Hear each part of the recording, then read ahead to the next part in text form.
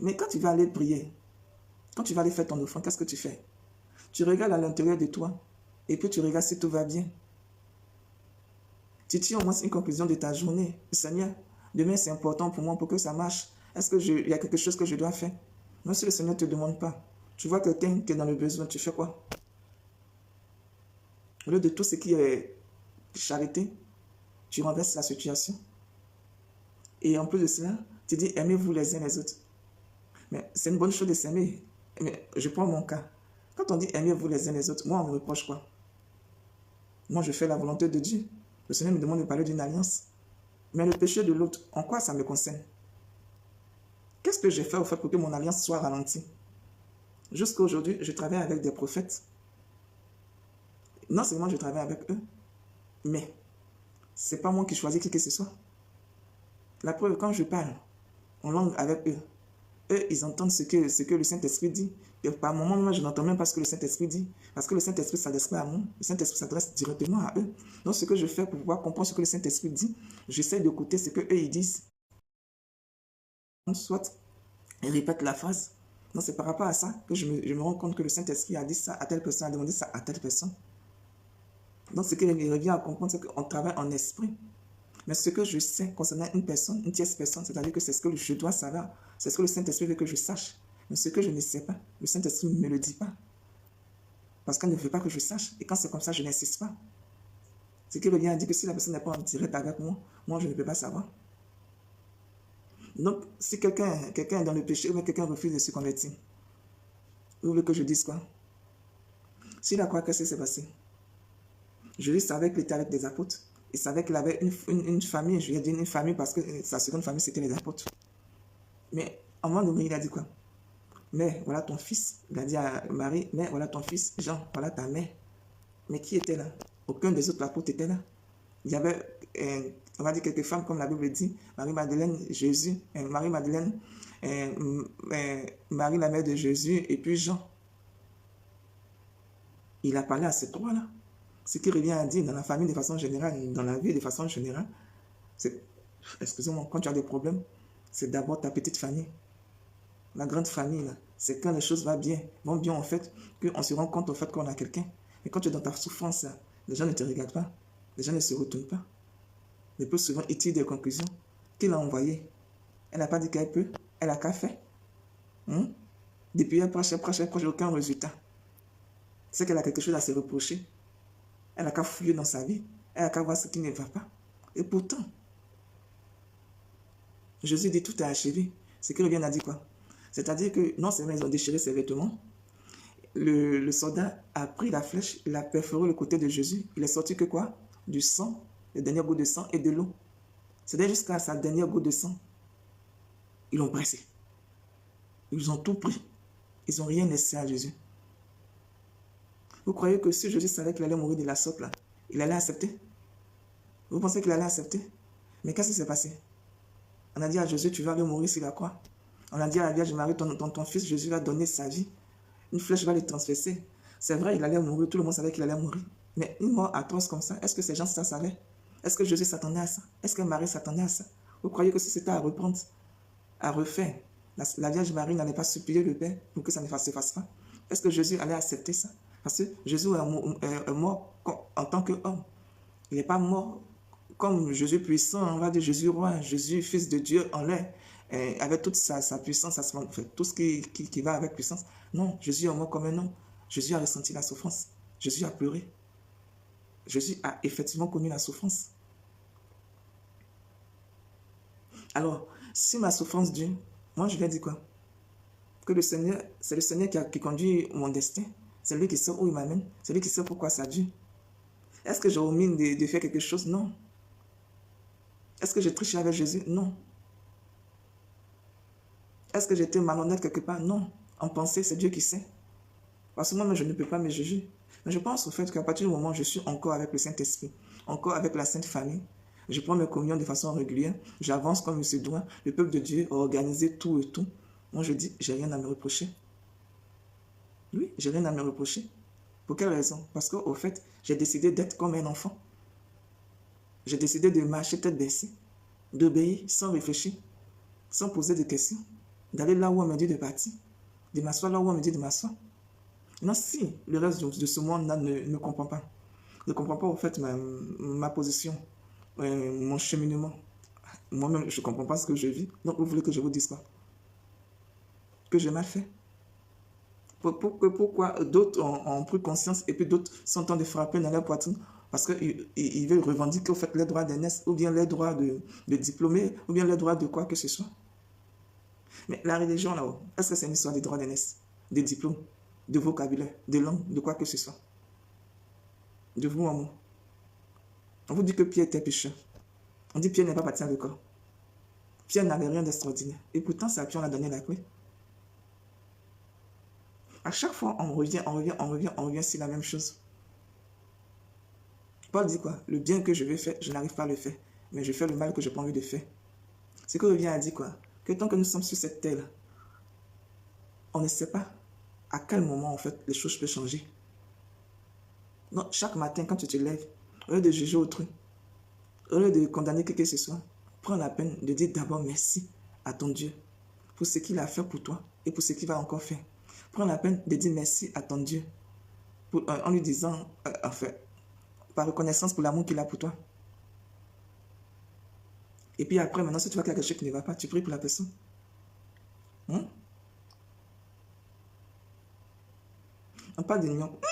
On veut que je prêche, mais on ne me le dit pas de façon directe. On veut que tu prêches jusqu'à ce que la Pentecôte arrive. Moi, je dis quoi? Je veux me mettre à la disposition de l'Église. Mais pendant que je me mets à la disposition de l'Église, quel est le lien? Moi, je viens en tant que qui?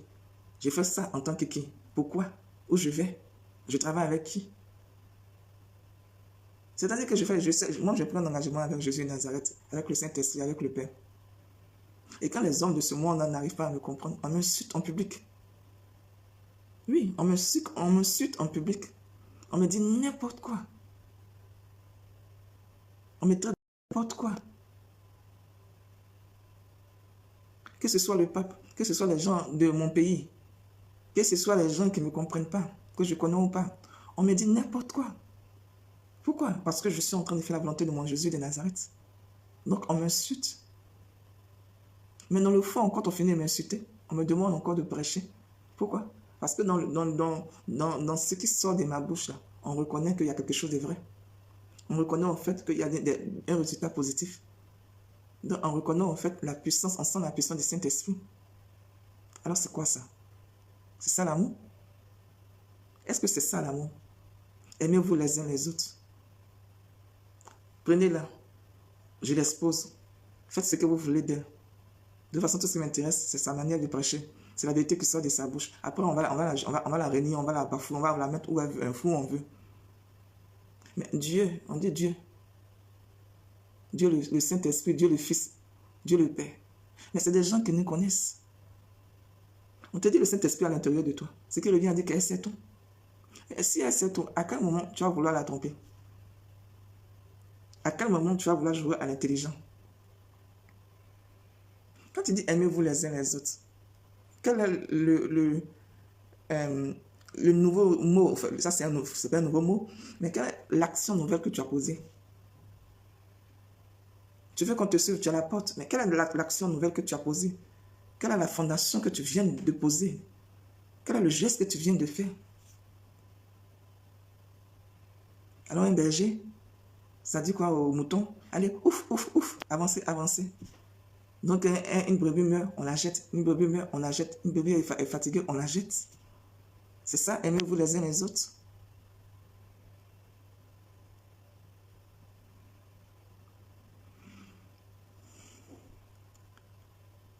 Pour vous, au fait, le rachat des péchés, le pardon, c'est quoi?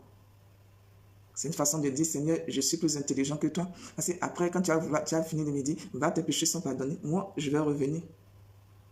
Les hommes de Dieu, les autres religions qui disent au fait qu'on doit partir directement par Jésus, qu'on ne doit pas passer par la Vierge Marie pour parler d'intercession. Genre, il ne faut pas aller voir la Vierge Marie pour qu'elle intercède auprès de son fils. Moi, je peux vous dire oui, ils ont raison. Je peux aussi vous dire non, ils n'ont pas raison. Parce que je causais avec le Saint-Esprit. C'est là qui a ouvert mes yeux. Donc, j'ai compris au fait que c'était possible. Donc là, j'ai dit oui, les catholiques ont raison de demander à la Vierge Marie d'intercéder. Mais les autres religions aussi ont raison. Pourquoi? Parce qu'au fait, la Vierge Marie va te montrer le chemin. Elle va te parler au fait à son fils. Mais la finalité, ce n'est pas elle. Elle va dire, Jésus, Jésus, Jésus, à telle personne qui a besoin de toi. Mais la finalité, ce n'est pas elle. Jésus maintenant va examiner la situation. Quand il va examiner la situation, qu'est-ce qui va se passer? Il va peut-être vouloir te tester. Parce que c'est sa maman qui a parlé là. Il ne peut pas dire, mais je ne t'écoute pas. Non, pas pour les tests. Il va dire, ok, je prends le dossier, j'examine la situation. Peut-être il va vouloir dire, je vais te tester. Maintenant, s'il te teste, il se rend compte que tu ne remplis pas les conditions. Qu'est-ce que tu fais? Qu'est-ce que tu fais? Jésus vient de pardonner tes péchés. Et puis toi, tu regardes derrière. Tu vois qu'il y a quelqu'un dans le besoin. Tu lui dis, va d'abord régler tes problèmes. Après, je vais te donner à manger. On va supposer au fait que tu vois le bon samaritain. Tu lui dis, viens avec moi. Maintenant que je suis dans l'église avec toi, il faut te mettre en genoux. Fais tout ce que je t'ai dit d'abord. Ou bien il faut me supplier. Quand tu me supplier, je vais te soigner. C'est ce que Jésus a fait avec toi. Depuis que tu prêches, c'est ce que Jésus a fait dans la Bible. Est-ce que c'est ce que Jésus a fait dans la Bible? Les gens des autres religions disent quoi? Que dans notre doctrine, dans la doctrine de l'Église catholique, on ajoute des choses, on retranche des choses. C'est nous qui leur donnons l'opportunité. C'est nous qui leur donnons l'opportunité. Tu parles de la paix, parce que le Seigneur a pardonné tes péchés, de la paix de façon interne. Mais on dit, Jésus a fait quelque chose pour toi. Moi, Jésus a fait quelque chose pour moi. Il a changé ma vie. Je lui ai dit merci et j'ai décidé d'être fidèle. Oui, parce que ce qu'il a fait pour moi, c'est tout. Donc je lui ai dit, Seigneur, alliance pour la vie. Le jour, ça ne va pas. Ok, je suis ton enfant. Tu peux me corriger. C'est normal, parce qu'un père, il corrige son enfant. Mais dit que je vais te trahir, non. Et c'est ce que je ne fais que répéter tous les jours. Jamais sans mon Jésus. Ma vie pour mon Jésus. Mon avenir pour mon Jésus. Ma famille pour mon Jésus. Mais on finit de te guérir. On finit de pardonner tes péchés. Tu t'en vas. Tu dis, ça te fait du bien. Et puis le lendemain, quand tu viens, tu répètes. C'est-à-dire que tu exposes l'enfant de Dieu. Tu la juges pour quelque chose qu'elle n'a pas fait. Oui, tu la juges pour quelque chose qu'elle n'a pas fait. Même si ce n'est pas de façon directe. Allez vous aimer les uns les autres. C'est qu'il vient dit que je fais quelque chose pour qu'on puisse me détester. Alors que tous, on sait que je n'ai rien fait. Tout le monde veut quoi? Veut passer au fait à chaque fois qu'il prêche. Pour quelle raison? Vous voyez l'homme de Dieu. Le berger Achia Pacom, voilà, est passé. Ça fait, depuis hier, je ne fais que passer ces vidéos. Pourquoi? C'est pas que je ne le connais pas, je le connais. En Côte d'Ivoire, il y a beaucoup de prophètes, comme dans les autres pays. Même au Zaïre, au Congo, tout, il y a plein de prophètes. Mais est-ce que c'est moi qui choisis? Non. Même si tu es en ligne, je peux te choisir, je peux balancer ta vidéo comme ne pas, ton direct comme ne pas le faire. Pourquoi? Parce que ce n'est pas ta personne qui intéresse quelqu'un. Ce n'est pas ton diplôme qui intéresse quelqu'un. Ce qui intéresse le Saint-Esprit, c'est la parole qu'elle fait sortir en ce moment. Si tu as donné un sujet de concentration et elle se rend compte au fait que il y a urgence qu'elle veut dévier, mais elle dévie comme elle veut. Elle va où elle veut. C'est sa parole. En fait, c'est pour la gloire de son fils qu'elle fait. Elle le fait. C'est la vie de son fils. C'est la gloire de son fils. C'est elle qui sait ce qui est bien pour lui. Vous connaissez une maman qui ne sait pas ce qui est pour son fils? Une maman qui va porter son enfant et c'est vous qui allez venir chercher, comment on appelle ça, donner, comment je peux dire ça, donner des explications pour soit son avenir. On fait des propositions. On ne s'impose pas dans la vie d'un enfant. À partir du moment où ses parents sont là, on ne s'impose pas dans sa vie. Ce n'est pas à toi de dire, égal ce que tu représentes, égal que tu es. Que, je connais Jésus, je sais comment il va penser. Mais si toi tu sais comment Jésus va penser, comment il pense, tu es perdu. Tu es perdu. Tu es perdu. Parce que le mot blasphème là, pour toi, c'est petit. Oui, tu es perdu. À chaque fois qu'on va avancer, on recule. À chaque fois qu'on va avancer, on recule.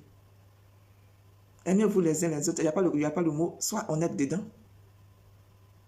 Aimez-vous les uns les autres, réglez vos problèmes. Il n'y a pas le mot, ça suffit. Maintenant, moi, je vais aller de l'avant.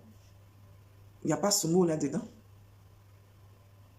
Il n'y a pas ça dedans. Le Seigneur n'est pas à notre disposition. Le Saint-Esprit n'est pas à notre disposition. C'est eux qui connaissent le temps. C'est eux qui savent à quel moment les choses vont s'arrêter. Ils savent à quel moment il va y avoir une situation. Un changement de situation. Même moi, suis la personne du Saint-Esprit. Je ne sais rien de tout ce qui va se passer. Au fur et à mesure que j'avance, je découvre des choses. Et puis le Saint-Esprit m'explique certaines choses. Et puis il me dit, Pélagée, on va parler de ça aujourd'hui. On va dire ça aujourd'hui. Là, aujourd'hui, je dis, ah, je viens prêcher, mais je vais prêcher quand? Elle me dit, aujourd'hui, je dis, non, tu vas prêcher jeudi prochain. Ce qui veut dire, avant c'était 3 jours, maintenant on fait 1 semaine. Après, peut-être ça sera quoi? 2 semaines. Après, ça sera 1 mois. C'est équivalent. Pourquoi? Parce qu'au fait, pendant que je prêche, il n'y a aucun résultat. Tout ce qui intéresse les gens, c'est ce qui sort de ma bouche. De mettre les choses en valeur, mettre les choses en place. Non, ça n'intéresse personne. Vous croyez que quoi? Tous les jours, Jésus va venir parler. Et puis après, il n'y a aucun converti, il n'y a rien. Vous ne changez pas de vie. Vous ne changez pas de vie, vous ne posez aucune action. Il n'y a rien, vous ne marquez rien du tout. C'est vous les super intelligents. Jésus. Mais tu fais quoi pour Jésus? Tu donnes quoi à Jésus? Avec tous tes multiples péchés que le Seigneur a pardonnés, tu as fait quoi pour lui en public? Tu as fait quoi pour lui en public? Et puis en plus de ça, tu t'es même pas confessé.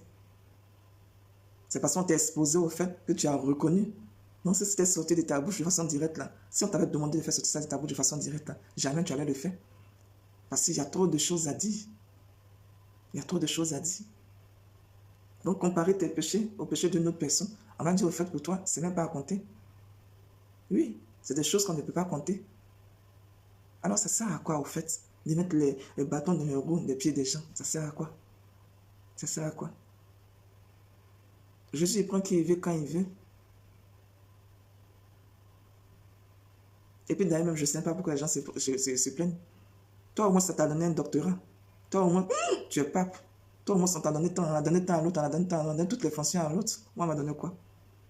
Le titre de princesse. Le Seigneur m'a donné son amour. Vous voyez? Donc, c'est-à-dire que quoi? Malgré que je n'ai aucune fonction, on est encore jaloux de moi. Malgré le fait que je n'ai aucun sou dans ma poche, enfin, aucun sou, c'est trop dit, je vais dire, je n'ai pas de salaire. Les gens sont encore jaloux de moi. Et pourtant, regardez quel effet. À quelle heure je me lève? Vous savez à quelle heure je fais mes messes? Je fais mes messes à 7h. 7h30, l'heure d'ici.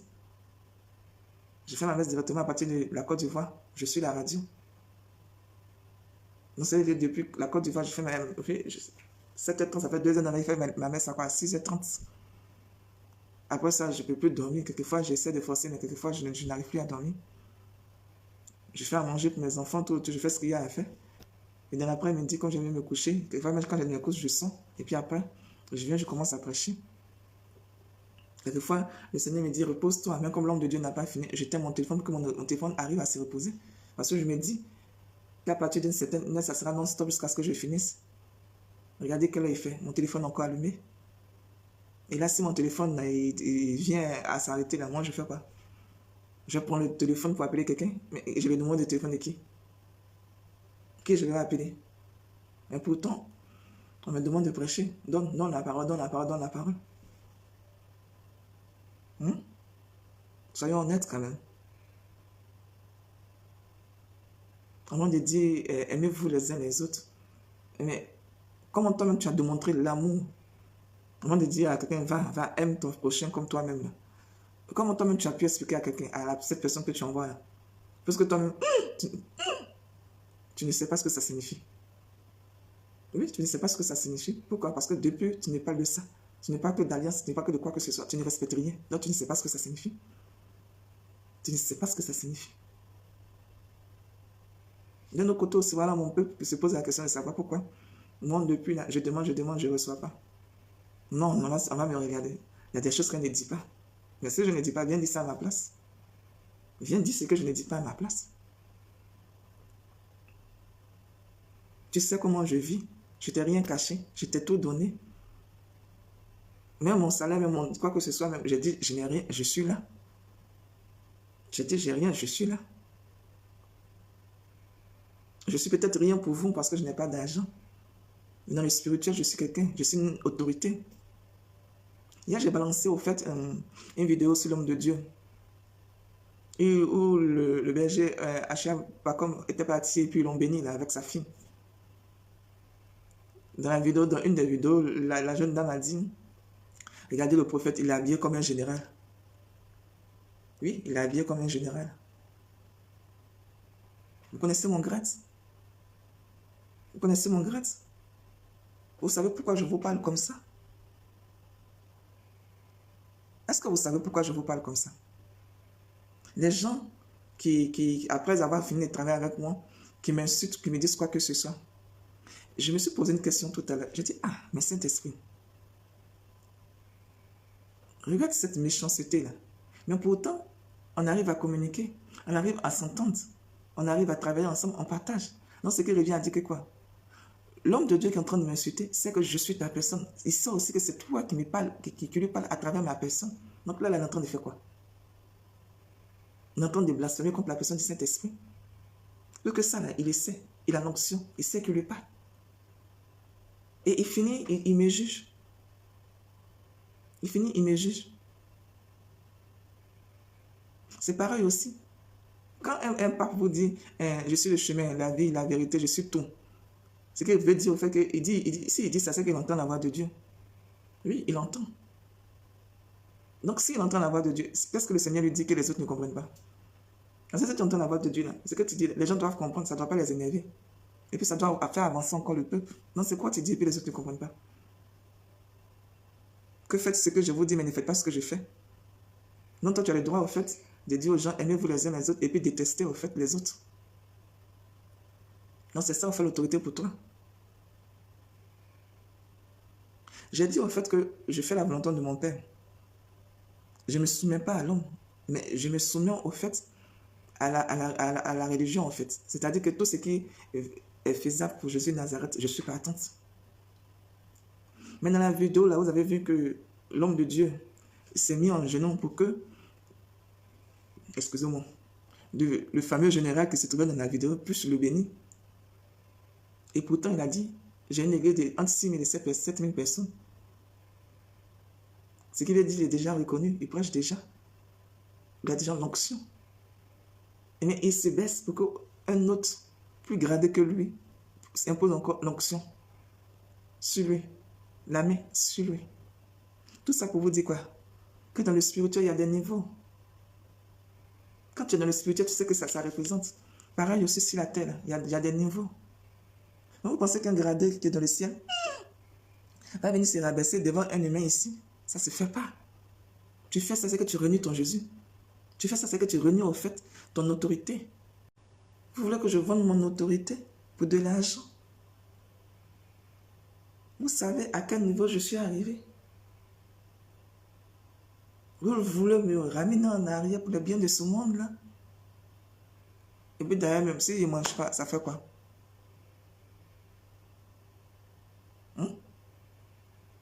Si je ne mange pas, ça fait quoi? Si le Seigneur ne me donne pas à manger, moi et mes enfants, il m'a dit carrément qu'il est l'heure pour nous. Si on doit mourir parce qu'on n'a pas mangé, on va dire, Seigneur, donc tu veux qu'on vienne maintenant? Il va dire, venez, et puis on va partir.